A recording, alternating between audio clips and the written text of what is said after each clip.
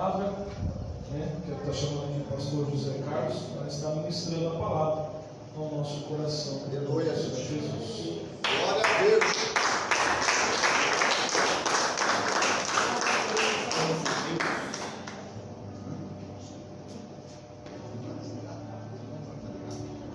Glória a Deus. Deus seja louvado, que a paz esteja convosco, amém? Amém. Vamos abrir as nossas Bíblias lá em Romanos capítulo 9. Vamos terminar em nome de Jesus. Vou fazer a barba hoje, vou passar aqui um pedaço do nariz. Não me pergunte como, mas quase fiz a arte. Meu Deus. Só Jesus na casa. Deus abençoe a todos que estão nos acompanhando também pela live, em nome de Jesus. Glórias a Deus. Quem ainda não curtiu a página aí, curte. Irmãos, nós estamos com 491 pessoas que estão nos seguindo a página da igreja. Agora nós precisamos fazer essas pessoas migrar para o canal do pastor, que só tem 177. Vamos chegar lá, em nome de Jesus. Glória a Deus. É só os irmãos lá comentar, dar um oi. Aí o YouTube começa a mostrar e a coisa vai começar a dar. Amém? Glória a Deus. Meus amados e queridos irmãos, nós vamos aqui dar continuidade a Romanos capítulo 9.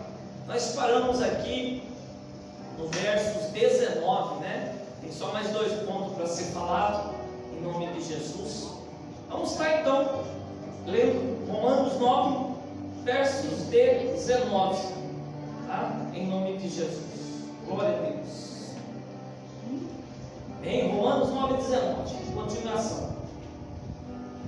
Dir-me-ás, então, por que se queixa ele ainda? Porquanto, quem resiste à sua vontade? Mas, ó homem, quem és tu a Deus, que a Deus replicas? Porventura coisa formada dirá o que formou? Por que me fizeste assim? 21. Ou não tem o oleiro o poder sobre o barro, para da mesma massa fazer o vaso para a honra e outro para a desonra? Até que depois a gente continua. Soberano e eterno Deus, em nome de Jesus de Nazaré, Pai, nós te rendemos graças ao Senhor, nós te louvamos, ó Deus, em nome de Jesus, pelo teu amor, tua misericórdia e compaixão, Deus, para conosco. Obrigado, Pai, por estarmos aqui, Senhor. Obrigado, Senhor, meu Pai, pelos teus anjos, Pai, que estão acampados ao redor e dentro dessa igreja. Obrigado, Deus, pelo teu Espírito Santo, Pai, que está aqui, Senhor, meu Pai, que sempre está permanente, Pai, conosco, Pai, que sempre está conduzindo, Pai, os cultos aqui nessa igreja, Pai. Senhor, nós te agradecemos, Pai, e te pedimos, ó Deus, que o Senhor receba todos os louvores, que o Senhor receba, Pai, a adoração, o louvor, Pai, desse ministério, Pai, dessa igreja, Pai. Senhor, em nome de Jesus Cristo de Nazaré, Pai, com o teu Espírito Santo, Pai, conduz a mensagem, Pai, com o teu Espírito Santo, fale a boca do teu servo, Pai, e que essa palavra, Senhor, fale ao coração de cada um que aqui está, Pai, em nome de Jesus Cristo de Nazaré, é o que te pedimos e te agradecemos. Amém. Glória a Deus. A igreja pode se assentar.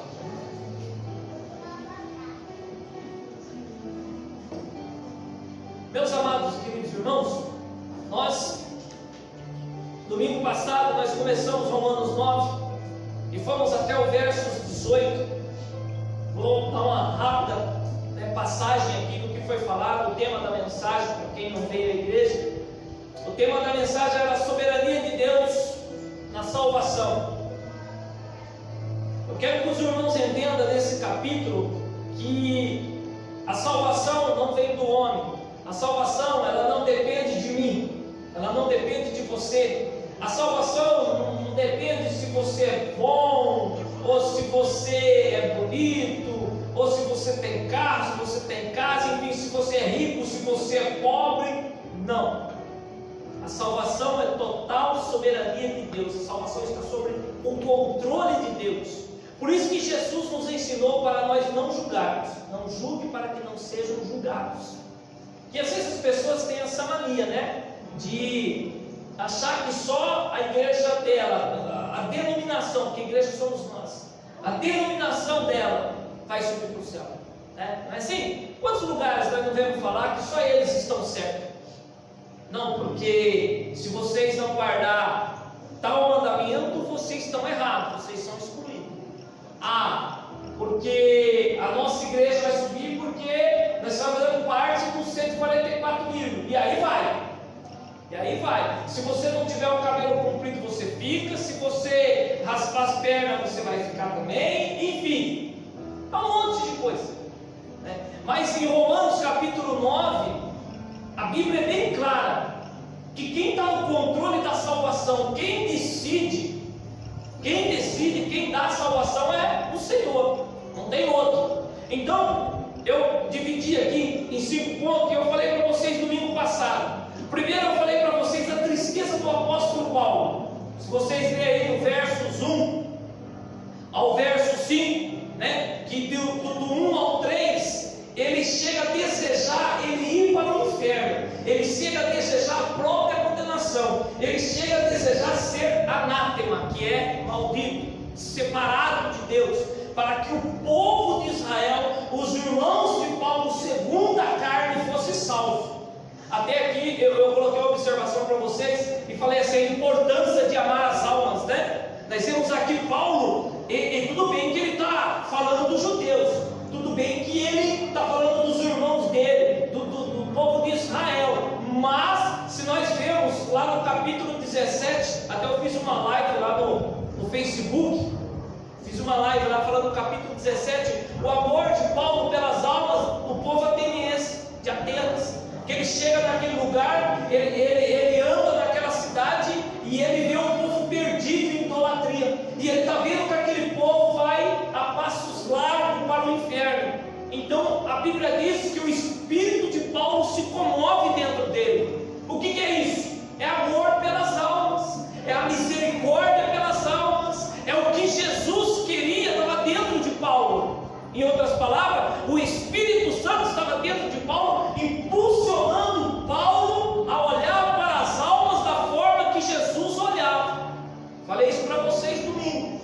O amor de Paulo pelas almas, isso é muito importante, irmãos. Nós que somos cristãos, nós que servimos a Deus, temos que ter esse amor pelas almas. Aquele momento em que pessoas fazem mal, pessoas, nunca deixe de orar. Clame pela salvação dessas pessoas. Clame para que elas se convertam, para que elas achem o caminho da verdade e a vida, que é Cristo. Porque senão, de que valor, irmãos? De que valor tem o que a gente faz se a gente não orar pelas almas? Se a gente não for como Paulo, de se entristecer ao ponto de falar, olha, eu me tornaria anátema, eu me tornaria separado de Deus, maldito, eu iria para o inferno, só para ver essas almas salvas. Olha, irmãos, que amor! É lógico, como eu falei para vocês, isso é impossível, porque o capítulo 9 se trata da soberania de Deus sobre a salvação, ou na salvação. Isso é impossível, porque Paulo não tem esse direito, Quem morreu por nós na cruz foi Jesus, quem se sacrificou para levarmos nós do inferno foi Cristo. Então Paulo, foi uma maneira de Paulo expressar a tristeza dele. Ele estava inconformado. E Paulo, ele lembra ali os judeus, quem eles são, quem vocês viram. Como se eu chegasse na igreja e a igreja estivesse desorganizada. Eu chegasse aqui na igreja depois de todo esse trabalho que nós tivemos para chegar até aqui. Depois de tanto sofrimento, tanto choro, tantas dificuldades, para hoje Deus nos abençoar e nós conseguimos tudo isso que está aqui. Como nós começamos com um hack, com um som da casa do irmão Ariel lá, cadeirinha de plástico, hoje tem cadeira almofadada, numa garagem. Hoje nós temos aqui, graças a Deus, um templo onde a gente podemos adorar o nosso Deus. Mas de repente eu vi essa igreja se esquecer dessa história. De repente eu chegasse aqui e eu olhasse para a igreja, eu via que a igreja esqueceu desse milagre que Deus fez. Eu olhasse para a igreja e eu vi que a igreja estava se desviando do foco, saindo da direção da salvação. Então eu chego na igreja, vocês se esqueceram de onde vocês saíram, Vocês se esqueceram quem são vocês? Olha o privilégio que vocês tiveram, olha onde vocês chegaram, olha até aqui o Senhor tem sustentado vocês. E é isso que o apóstolo Paulo está fazendo aqui. É isso que ele está fazendo aqui. Ele lembra: vocês são israelitas, vocês são uma nação escolhida. Tinha um monte de nação, mas Deus escolheu vocês. Vocês foram adotados como filhos. E ele falou: vocês viram a glória de Deus como, pastor? No templo, Salomão, a glória não desceu, encheu. Até tem Fernandinha que canta um louvor, né, que fala sobre isso. Música linda, louvor lindo, né? E Moisés, a sarça ardendo, um monte Sinai, a glória de Deus, o povo via a glória de Deus sobre o tabernáculo. Quantas vezes eles não viram isso? Moisés precisou tampar a cara, porque a glória de Deus estava ali naquilo. Então eu quero falar para vocês, o apóstolo Paulo fala dos privilégios, os concertos que foi feito com Abraão, a aliança com Abraão, a aliança com Jacó, a aliança com Davi. Ele falou: guarda, olha o privilégio que vocês têm. Mas o povo, ele estava cego, o povo, eles estavam duvidando de Cristo. O povo olhava e falava: não, esse negócio de Cristo é aceita, nós não aceitamos que Jesus é o Messias. E isso entristecia Paulo, deixava o coração de Paulo triste. E no decorrer do texto eu falei para vocês também sobre a eleição divina, que a eleição divina ela não falha. Os judeus achavam que Deus tinha falhado. E quando é que Deus falhou? Nunca. Deus nunca falhou e não vai falhar. Ele é perfeito. Então os judeus olhavam e pensavam o seguinte: bom, se Deus veio para os judeus, se Deus mandou o Messias, mas metade do povo de Israel não crê, então Deus falhou. Não. O apóstolo Paulo fala: não é isso.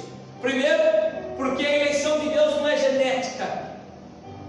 Deus falou para eles que eram os filhos da promessa, não exatamente os filhos de Israel, nação somente. Então a promessa dela não é genética, não é eleição, depende de nacionalidade. Que os gentios foram chamados, nós fomos chamados também para a salvação. Falei para vocês também que a eleição divina ela não é meretória, ela é incondicional. Ninguém, fala para mim, Moisés merecia morar no céu? Não. Pecador como nós, eu estou errado. Mas o que aconteceu com Moisés? Deus o escolheu. Não é assim? Nós merecíamos morar no céu? Qual daqui pode bater no peito e dizer: eu mereci? Foi por méritos, vai ser por méritos eu ser salvo. Porque vocês verem que não é por mérito. Por quê? Porque Deus, ele fala que ele escolhe você antes que você estivesse no ventre da sua mãe. Antes que de lá você saísse, ele já te conhece, para saber que não é você, para te colocar de joelho, de cara no pau, para dizer: ó, quem escolhe sou eu, quem capacita sou eu, a misericórdia é minha, não é sua. Então o que o apóstolo Paulo está fazendo aqui no capítulo 9 é falando da soberania de Deus, falando: olha, a eleição ela não é genética, a eleição divina ela não é meretória, a eleição divina ela não falhou. Simplesmente Deus vai salvar aqueles que ele amava e diz: Jesus é o único e suficiente Salvador da minha vida. Todo aquele que crê no Senhor Jesus será salvo, mas o que não crê já está condenado. Falei para vocês também no ponto 3 aqui, o terceiro ponto: a misericórdia de Deus é uma livre e soberana escolha dele. Foi Deus quem escolheu ter misericórdia de nós, irmãos. Então, foi Deus quem escolheu ter misericórdia do povo de Israel. O que o povo de Israel tinha de bonito para Deus escolher? Para Deus olhar e falar: eu vou ter misericórdia de vocês. A misericórdia, ela não é por mérito também, como a eleição. Ninguém merecia. O que a gente merecia era condenação, o que a gente merecia era juízo. Mas então ele veio: mas por que, pastor? Não sei. A Bíblia diz lá em João 3,16 que Deus amou o mundo de tal maneira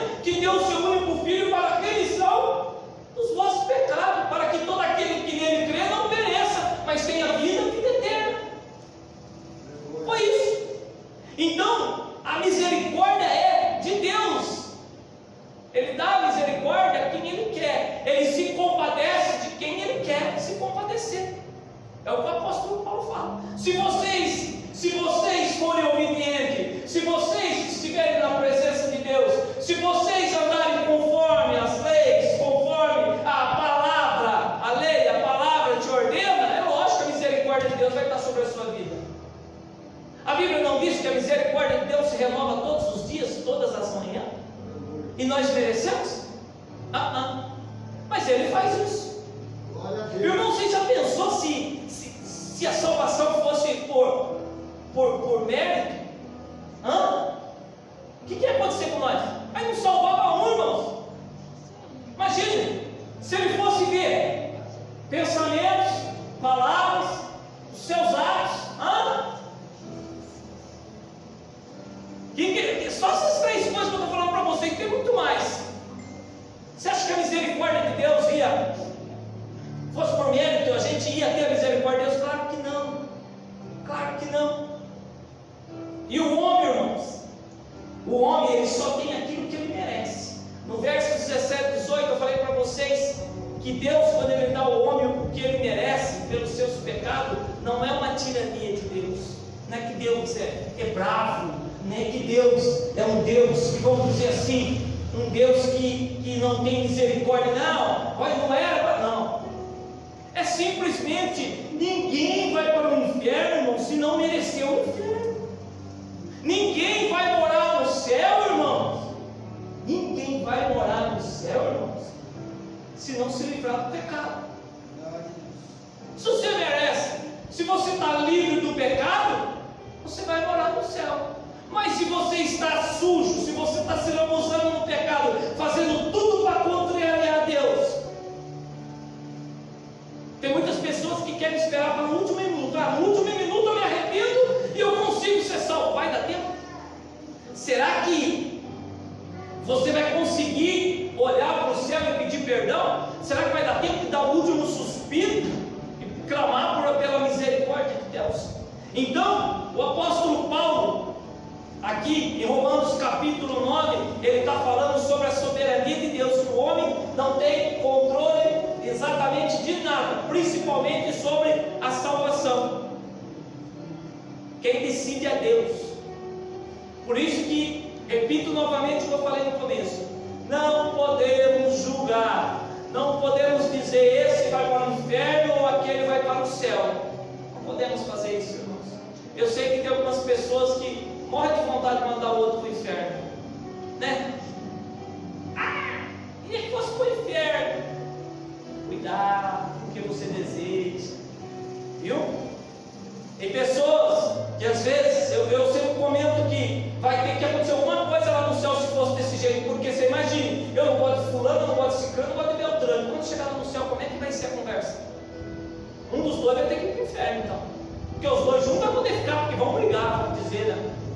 Maneira de dizer, porque as pessoas uma olha pela outra e julga, já manda a pessoa para o inferno, já diz que a pessoa está condenada, e sabendo que ela não é Deus, sabendo que quem tem essa soberania, quem tem esse poder de mandar ou não para o inferno é Deus. E é isso que Paulo está falando. Apesar de alguns estudiosos, algumas doutrinas dizer que esse texto aqui é simplesmente falando que Deus criou uns para o inferno e outros para morar no céu, da predestinação. Algumas pessoas defendem isso, mas eu, como pastor de vocês, eu não creio que o Deus que eu sirvo, que o Deus que vocês servem, um Deus que diz lá em João 3,16 que Ele amou o mundo de tal maneira, um Deus que diz que Ele fez o inferno para Satanás e seus anjos, Ele venha fazer seres humanos para jogar lá dentro. Mas de maneira nenhuma, eu não creio nisso. Eu não posso acreditar nisso, eu não posso aceitar um negócio desse. Porque Ele é amor, mas Ele é justiça, Ele é justo. Ele vai dar a cada um o que merece. Mas Ele te dá o livre-arbítrio de você se arrepender. Ele te dá o livre-arbítrio de você escolher, de você fazer a sua escolha. Porque pare para pensar, por que Ele traria Jesus?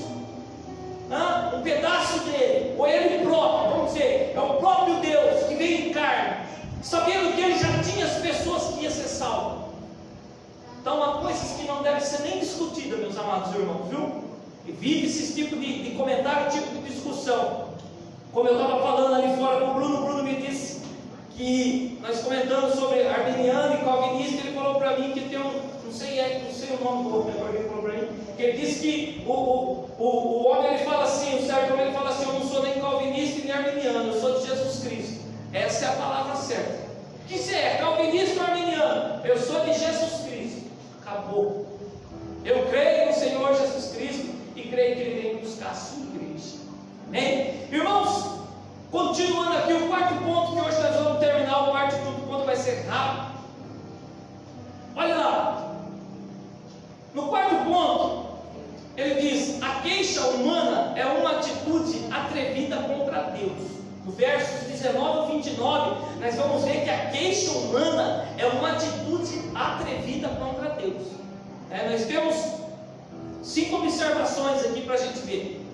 A primeira observação é: Deus tem o direito de fazer o que Ele quiser com a sua criação. O versos 19 que nós vemos, ele diz: dir-me-ás então, por que se queixa ele ainda? Porquanto quem resiste à sua vontade? Irmãos, um texto para a gente entender melhor isso aqui, Jeremias capítulo 18. Volta lá um pouquinho para trás. Vai lá em Jeremias. Vai lá em Jeremias 18. Para a gente poder entender melhor isso aqui. Olha o que ele diz.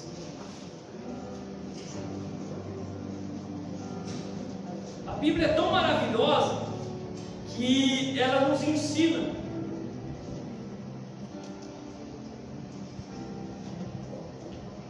Um livro que foi escrito há mais de 2000 anos atrás, vamos dizer assim. E ela nos ensina hoje em pleno século 21. Olha lá o que diz Jeremias capítulo 18. A palavra do Senhor que veio a Jeremias dizendo: levanta-te e desce à casa do oleiro, e lá te farei ouvir as minhas palavras. E desci à casa do oleiro, e eis que ele estava fazendo a sua obra sobre as rodas. Como o vaso que ele fazia de barro se quebrou na mão do oleiro, tornou a fazer dele outro vaso, conforme o que pereceu bem aos seus olhos fazer. Então veio a minha palavra do Senhor dizendo: não poderei eu fazer de vós, olha lá, como fez este oleiro, ó casa de Israel, diz o Senhor. Eis que como o barro na mão do oleiro, assim sois vós na minha mão, ó casa de Israel. Deus, ele tem o direito de fazer o que ele quer com a criação dele. O apóstolo Paulo está falando: olha, Israel, Deus tem o direito de fazer o que quiser com vocês. Vocês não têm o direito de querer contradizer Deus. Vocês não têm o direito de querer pôr Deus contra a parede. O que estava acontecendo em Israel é exatamente isso. Eles não queriam obedecer a Deus. Eles queriam fazer tudo do jeito deles, da maneira que eles queriam. Então o apóstolo Paulo se levanta ali e diz: olha, Deus tem o direito de fazer o que Ele quer com a obra dele. Irmãos, você já não viu o crente reclamar de Deus? Você já não viu o crente fazer exatamente isso que está acontecendo aqui? De querer questionar, de querer falar. Tem uns, como eu já falei aqui domingo passado: se eu fosse Deus, olha que absurdo. O barro querendo dar ordem no olheiro, pelo amor de Deus. O barro querendo ensinar o olheiro, o vaso querendo ensinar o olheiro, se ele quer alça, se vai ser um vaso com alça ou sem alça, quem está fazendo o vaso? Não é o olheiro? O olheiro é Deus. E aqui nesse texto, Deus fala para Israel: vocês são como barro na minha mão, ó casa de Israel. Vocês são barro, nós somos barro na mão do Senhor. Eu e vocês somos como barro. Ele nos pega, ele nos molda da maneira que Ele quer. Nós temos que entender a vontade soberana de Deus sobre a nossa vida. Muitas vezes nós não queremos aceitar muitas coisas que acontecem conosco, não é verdade? Muitas vezes ficamos se perguntando por quê. Lembre-se, Deus tem o direito de fazer o que Ele quiser com você. Foi Ele quem te criou, Foi Ele quem me criou. Foi Ele quem foi numa cruz. Foi? Pai, Filho e Espírito Santo, uma pessoa só. Foi Ele quem morreu numa cruz por você. Era para você ter ido. Era para você ter sido morto. Era para você estar condenado. Para você estar lá de pendurado numa cruz como um maldito. Porque o pecador somos nós. Não foi Cristo. Não foi Cristo. Então Ele tem o direito de fazer o que Ele quer com a obra dele. A segunda observação: Deus tem o controle da vida do homem e não o homem da vida de Deus. Versos 20 e 21 de Romanos. Olha o que ele diz.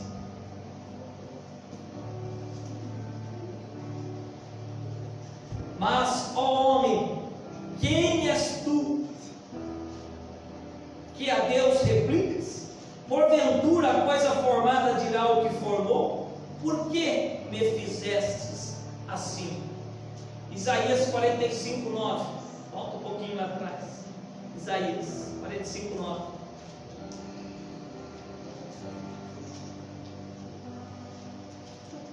Olha o que ele diz.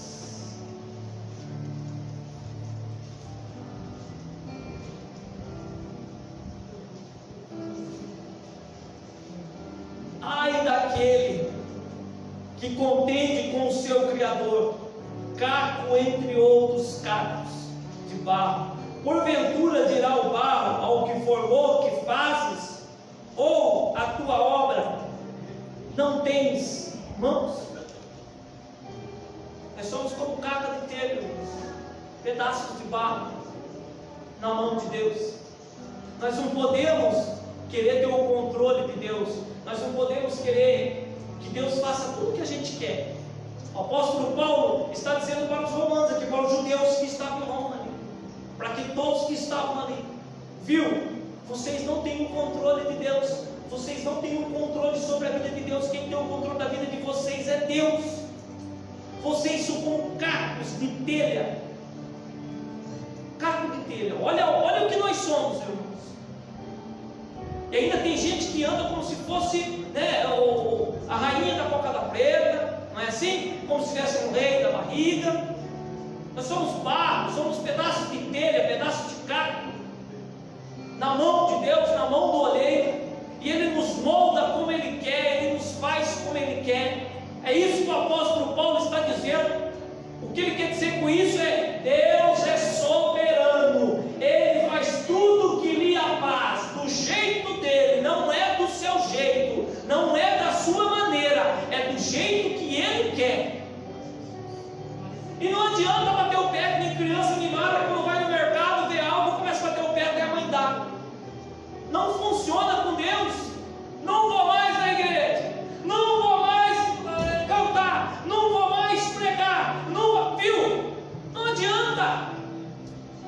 É Deus quem tem o controle da tua vida. A soberania de Deus está sobre a tua vida. Não é assim quando acontece algo. Eu estou falando isso para crente. Eu falo isso dentro da igreja, dentro da casa do Senhor. É Deus moldando o vaso, Deus trabalhando no vaso e o vaso querendo ensinar Deus. O vaso achando que o oleiro não tem direito de fazer o que ele quer. É o vaso querendo controlar a vida de Deus. Olhando para o céu, Senhor, não é possível, o Senhor não, acho que fechou o olho aí, não está vendo o que está acontecendo, só comigo. Se eu fosse o Senhor, eu faria assim. Que vergonha, se eu fosse Deus, que erra. Para com isso. Você é barro na mão do oleiro, você é um pedaço de carne. Irmãos, eu vou mais longe. Nós somos como verme, irmãos. Quando você morre, o que acontece com o teu corpo? Abra o caixão depois de uma semana, para ver o que você vai encontrar lá dentro. Um monte de verme. Olha o que nós somos. Para querer contender com Deus, para querer brigar com Deus, para querer dizer ao oleiro a maneira que ele tem que fazer na tua vida. Porque eu quero que faça dessa forma, eu quero desse jeito. Não é assim. Deus tem a soberania sobre a vida de todos. Deus é quem comanda céus e terra. Deus, irmãos, cada milímetro de ar que você respira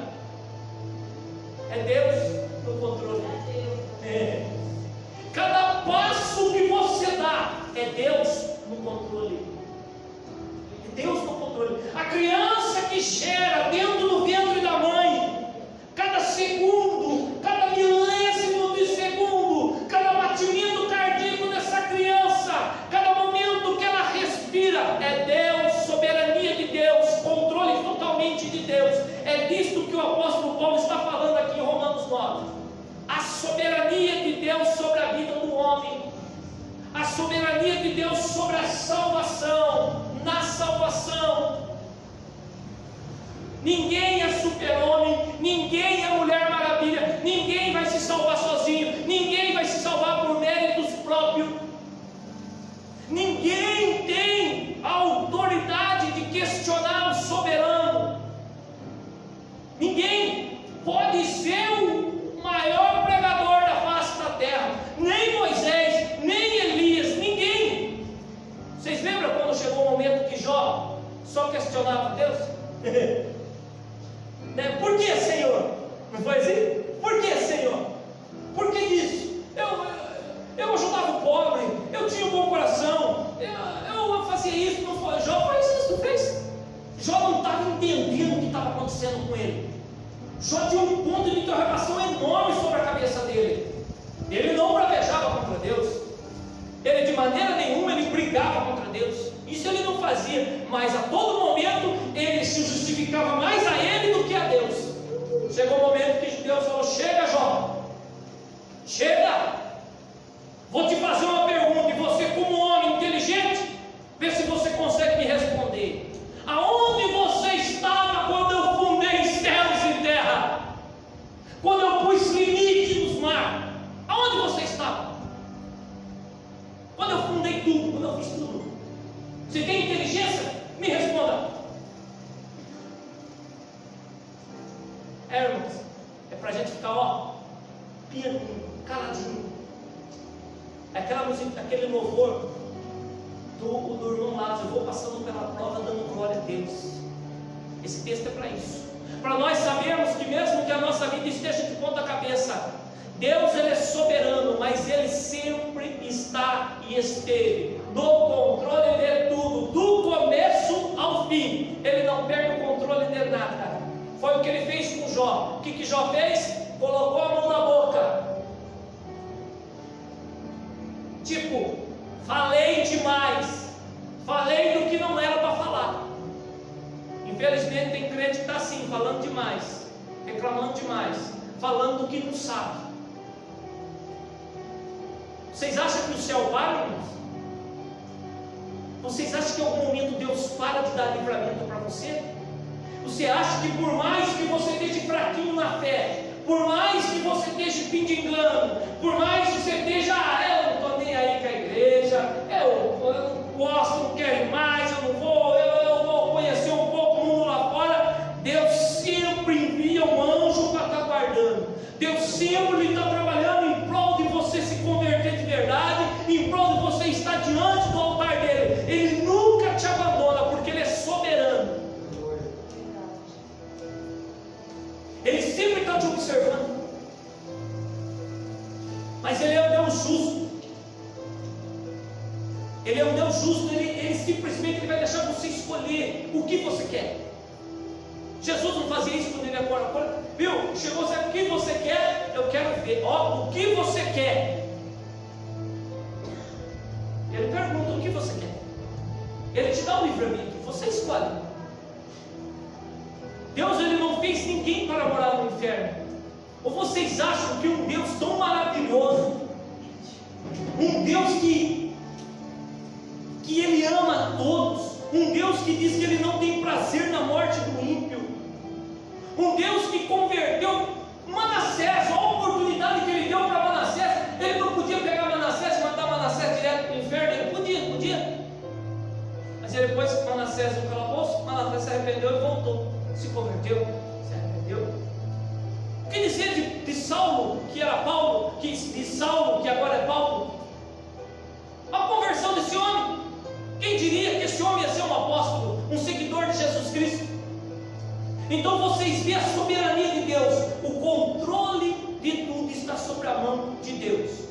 Olha lá, quarto ponto: Deus é glorificado tanto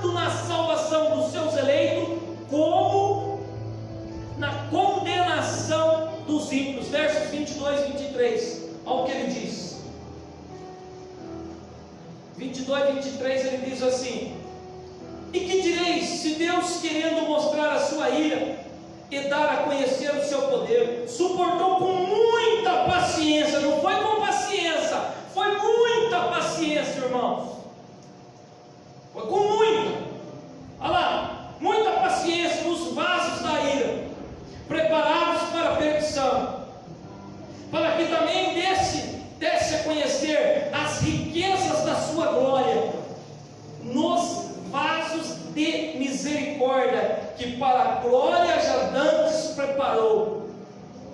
Irmãos, Deus é glorificado tanto na salvação como na condenação.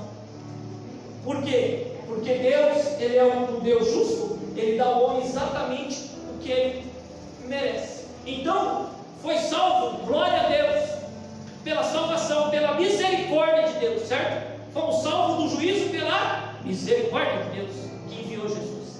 Ah, mas teve o juízo, condenação. Deus justo, glória a Deus pelo juízo de Deus. O que aconteceu com o faraó? Deus, ele não foi glorificado em faraó?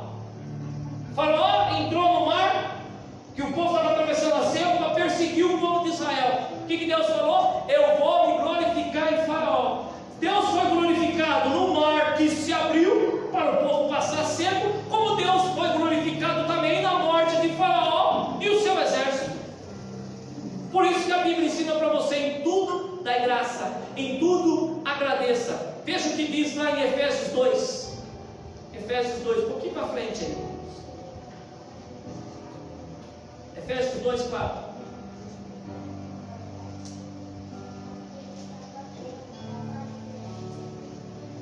Efésios 2, 4 e 5. Diz assim: mas Deus, que é riquíssimo em misericórdia pelo seu muito amor, com que nos amou, estando nós ainda mortos em nossas ofensas, nos vivificou juntamente com Cristo, pela graça sois salvos. Estando nós ainda mortos em nossas ofensas, nos vivificou juntamente com Cristo, pela graça sois salvos. Graça é favor não merecido. Nós não merecíamos. Nós merecíamos a condenação. Mas Deus é glorificado na nossa salvação, Deus é glorificado na misericórdia, mas Deus é glorificado também no juízo divino sobre os ímpios. Olha aqui mais uma observação. Deus nos dá sua graça, o que não merecemos. O versos 24 e 26 de Romanos. Olha lá, estamos indo para o final. 24. Os quais somos nós, a quem também chamou, não só dentre os judeus, mas também dentre os gentios. Como também diz Oséias em Oséias: chamarei meu povo ao que não era meu povo, ao que não era meu povo, e amada ao que não era minha amada. E sucederá que no lugar em que lhes foi dito: vós não sois meu povo, ali serão chamados filhos do Deus vivo. Olha só que interessante. Aqui, irmãos, ele cita Oséias, capítulo 2, 23, Oséias, o profeta aquele que Deus escolheu, aquele que Deus falou: vai lá, pega uma mulher de prostituição, uma mulher da prostituição e casa-se com ela. E a Bíblia diz que Oséias teve 3 filhos. 3 filhos. Abra lá seu livro de Oséias. Quer ver só? Vai até Oséias, em nome de Jesus. Só voltar um pouquinho para trás. Glórias a Deus. Já estamos caminhando para o final. Oséias capítulo 2. Glória a Deus. Olha lá. Em Oséias capítulo 2, 23, ele diz: e semearei para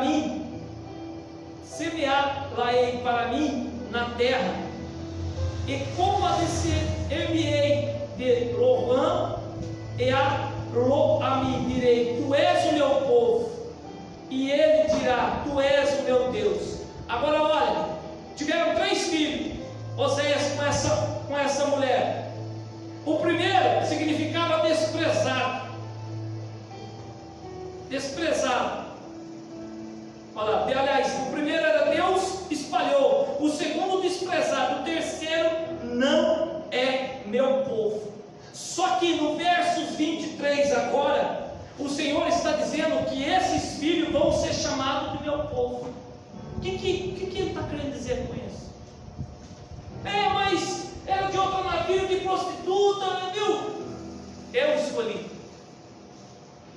Deus está falando. Eu chamei. Por isso que ele diz aqui, no versos 23: compadecer-me-ei de Lohuam, e a Loami direi: tu és o meu povo, e ele dirá: tu és meu Deus.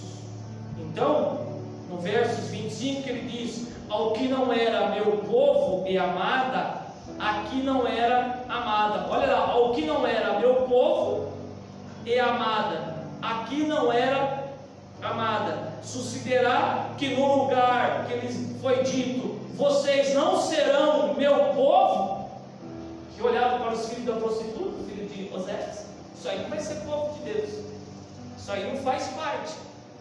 Aí Deus fala: aí serão chamados filhos do Deus Filho. Ele está falando isso pegando como simbologia para o povo de Israel.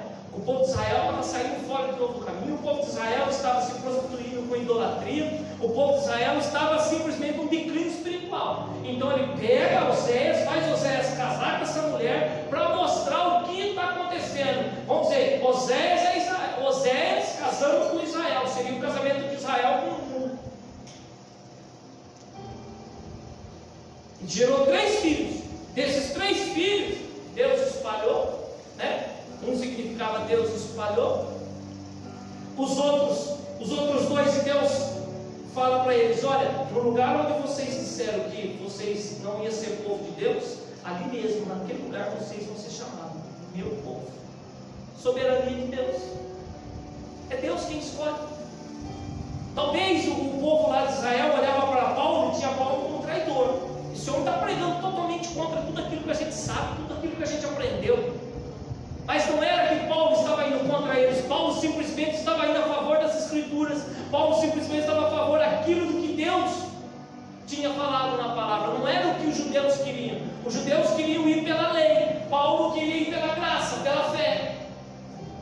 Paulo ele entendia, ele passou a conhecer a soberania de Deus, o poder de Deus. Último ponto aqui, olha, Deus escolhe para a sua graça um remanescente fiel, versos 27 e 29. Ele diz assim, 27 e 29. Também Isaías clamava acerca de Israel: ainda que o número dos filhos de Israel seja como a areia do mar, o remanescente é que será salvo, porque o Senhor executará a sua palavra sobre a terra, completando-a e abreviando-a. E como antes disse Isaías: se o Senhor dos exércitos nos não deixar descendência, teríamos sido feitos como Sodoma e seríamos semelhantes a Gomorra. Olha lá, se Deus não tivesse tirado um Israel espiritual de dentro de Israel e não tivesse deixado uma descendência, o próprio profeta Isaías falou que nós seríamos como Sodoma, feitos como Sodoma, e seríamos semelhantes a Gomorra. O que foi Sodoma e Gomorra? Um lugar de perdição, não era? Um lugar de pecado. Mas Deus tira um Israel, os escolhidos da promessa, de dentro de Israel, um Israel espiritual, dentro do Israel físico. Ele tira aqueles que vêm pela fé, a fé em Cristo. Ele tira daqueles que não acreditam, aqueles que são da nação judeu, nação israelita, mas eles não creem que Jesus é o Messias. E Deus então olha para aquele povo, todo aquele que crê em Jesus Cristo então será salvo. Deus tira. Então aqui ele fala do remanescente. Deus olha, escolhe para a sua graça um remanescente fiel. Quem é o remanescente fiel do Senhor? A igreja. Hoje é a igreja. Nós somos o remanescente fiel. Quando o Senhor vier buscar o seu povo, quem que ele vai buscar? Os remanescentes, aqueles que permaneceram, aqueles aqueles que permanecem. Mas por que Deus tirou? Por que Deus não podia convencer todo o povo de Israel que Jesus era o Messias? Não podia tudo isso, simplesmente Deus é o soberano. Gente, isso é Deus quem decide, não sou eu nem vocês, é Deus. Então entenda que a soberania de Deus, ela está em todos os lugares, em todos os lugares. Aonde você olhar, para a direita, para a esquerda, para frente ou para trás, você vai ver a soberania de Deus. Ele cuida de tudo e de todos os detalhes. E não foi diferente e não é diferente com o povo de Israel. Se Deus vai fazer tudo isso com o povo de Israel, se Deus ele corrige o povo de Israel, tem israelita, tem judeu, irmãos, que vai parar no inferno. Não digo eu, mas a Bíblia mostra para mim e para você. Como aqui muitos judeus já foram. Por quê? Porque não creram, porque não obedeceram, porque olha para Jesus e vê Jesus como mais um profeta, não vê Jesus como Messias, como Filho de Deus, não acredita na soberania de Deus. Eles ainda esperam, ainda estão esperando o Messias, e nessa de esperar quem vai aparecer é o anticristo. Aí muitos vão cair, infelizmente. Quinto e último ponto, versos 30 ao 33. Ele fala aqui, do 30 ao 33, para a gente fechar. Que diremos, pois? Os gentios que não buscavam a justiça, alcançar a justiça? Sim, mas a justiça que é pela fé. Mas Israel, que buscava a lei da justiça, não chegou à lei da justiça. Por quê? Porque não foi pela fé. Está aí, irmãos. Não foi pela fé. Então, se fosse para ser predestinados, por que o apóstolo Paulo está falando aqui que é pela fé? Que os gentios que não procuravam a justiça, olha lá, alcançaram a justiça, mas não a justiça pela lei. Não era pela lei da forma que os judeus queriam, mas a justiça que é pela fé. Pela fé do quê? Pela fé em Cristo. Pela fé sois salvos. A fé é o quê? A fé é o dom de Deus. E Deus dá a fé, dá o dom a quem Ele quer. Aí ele pergunta aqui: mas Israel, que buscava a lei da justiça, não chegou à lei da justiça? Por quê? Porque não foi pela fé, porque não foi por Cristo. Eles eram apegados às leis. Irmãos, se é para viver a lei, você tem que viver os 10. Vamos dizer, os 10 mandamentos. Vou viver os 10 mandamentos. Então tá bom. Então você tem que viver os 10. Porque se você errar um, você perdeu todos os 9. É como se você tivesse 10 batatas, colocasse lá na cozinha, lá onde você põe seus legumes, e você não visse, tivesse uma batata podre, o que ia acontecer com as outras batatas? Você ia perder, não ia? Porque ia apodrecer todas elas. Se você vai fazer um omelete, se você quebrou 9 ovos, está lá na panela, o seu último ovo caiu choco. Você vai comer o omelete, você vai tirar o ovo choco, você vai jogar todo o omelete, você vai jogar todo o omelete fora. Assim é viver pela lei. Era disso que o apóstolo Paulo estava falando, que se for para viver pela lei, então vocês vão ter que viver toda ela, porque se vocês tropeçarem numa lei sequer, você errou todas as 10. Simples. Continuando. Mas como que pelas obras da lei tropeçaram na pedra de tropeço, como está escrito: eis que eu ponho em Sião a pedra de tropeço, uma rocha de escândalo, e todo aquele que nele crer, nela não será confundido. Então, os judeus que não alcançaram a justiça, porque não foi pela fé, pela lei, eles tropeçavam nessa pedra de tropeço, que é Cristo. Todas as vezes, você está cansado de ver no Novo Testamento aqui, todas as vezes que eles iam questionar Cristo, iam querer pôr Cristo contra a parede, fazer Cristo blasfemar, eles sempre caíam.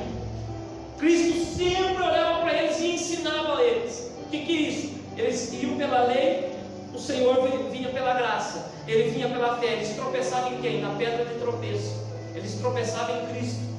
E todo aquele que tenta viver pelas obras, tenta viver pela lei, que a salvação não é pela lei, não é pelas obras, não é mérito, todo aquele que tenta ser dessa forma, ele sempre vai tropeçar em Cristo. Ele sempre vai esbarrar nessa pedra de tropeço, que é Cristo. Aí no verso 33, como está escrito: eis que eu ponho em Sião uma pedra de tropeço, uma rocha de escândalo, e todo aquele que crer nela não será confundido. Todo aquele que crê em Jesus Cristo, na rocha de escândalo, não será confundido. Todo aquele que tiver a sua vida voltada para Cristo, esse será salvo, esse será liberto daquele dia de juízo. Então o apóstolo Paulo termina esse capítulo dizendo: se vocês creem em Jesus, vocês não serão confundidos. Nós cremos em Jesus e nós não podemos ser confundidos de forma alguma. Nós temos que entender que a partir do momento que Deus enviou Jesus, que o Verbo se fez carne, que Ele veio e foi morto, Ele foi crucificado, foi morto e ressuscitou no terceiro dia. Isso foi para a minha salvação, isso foi para a sua salvação, porque nós somos lavados e remidos com o sangue de Jesus, e que a nossa salvação só depende de Deus. A sua salvação, a salvação do teu esposo, da tua família, é total soberania de Deus. Homem nenhum pode salvar vocês, homem nenhum pode me salvar. O apóstolo Paulo dizia para aquele povo: a lei não vai salvar vocês. Não adianta vocês querer guardar os 10 mandamentos aí, achando que vai salvar vocês, se vocês não tiverem a fé firmada no Filho de Deus. Vocês esqueçam, porque vocês vão ser condenados. Vocês, todas as vezes que vocês tentarem ir pela lei, vocês vão tropeçar na pedra de tropeço, vocês vão bater na rocha de escândalo. Mas quem crê nessa rocha, nela, escândalo, que é Cristo, porque por judeus Cristo é um escândalo. Assim, ele não era perseguido, falava que ele blasfemava contra Deus. Mas todo aquele que crê em Jesus Cristo, esse não será confundido, mas será salvo naquele grande dia. Amém? Glória a Deus. Que Deus abençoe. E meus queridos amados irmãos, não esqueçam a soberania, a salvação.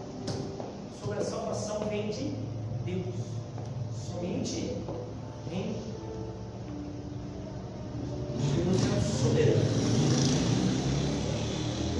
Meus queridos amados irmãos, nós vamos estar orando. Glória a Deus. Aleluia. Pela Marciana. Vamos orar pelo Dr. Dario, irmãos, que está no hospital. Está entubado, né? É o hospital o quê? Santa Paula? Hospital Santa Paula, é isso?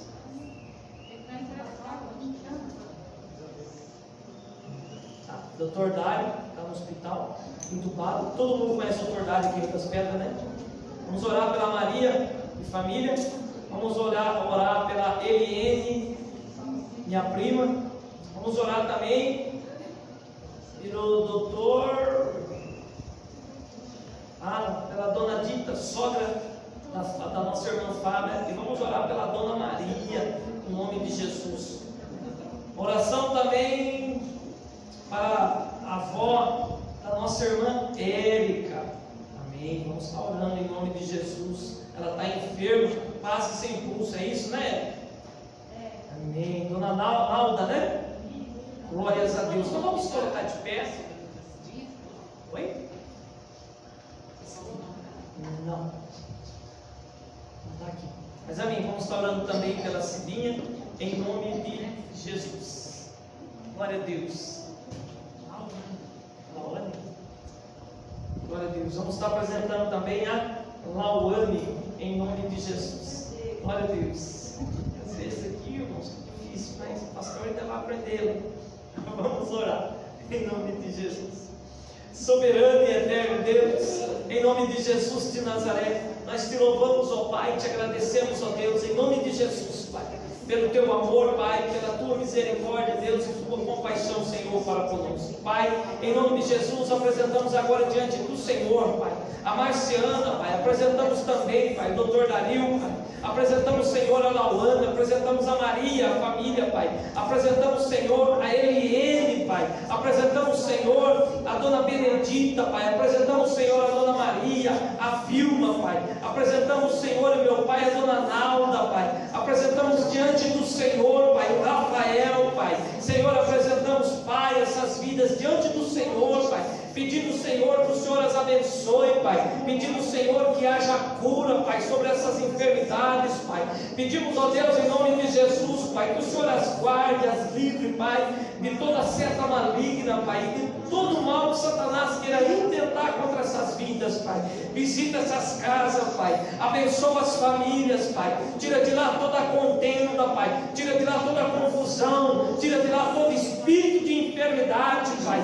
todo mal, Pai, em nome de Jesus Cristo de Nazaré, Pai, em nome de Jesus, pedimos, ó Deus, a Tua bênção, Pai, sobre cada um que aqui está, Pai, despede cada um para casa, Pai, sã e salvo, Pai, os guardando, Deus, os livrando, Pai, de toda seta maligna, Senhor, e de todo mal, Pai, em nome de Jesus, Pai, é o que te pedimos e te agradecemos, que a graça de Deus, Pai, que o amor de Deus Filho e a comunhão do Divino Doce Espírito Santo esteja sempre conosco. Vamos em paz e que o Senhor nos acompanhe. A igreja diz...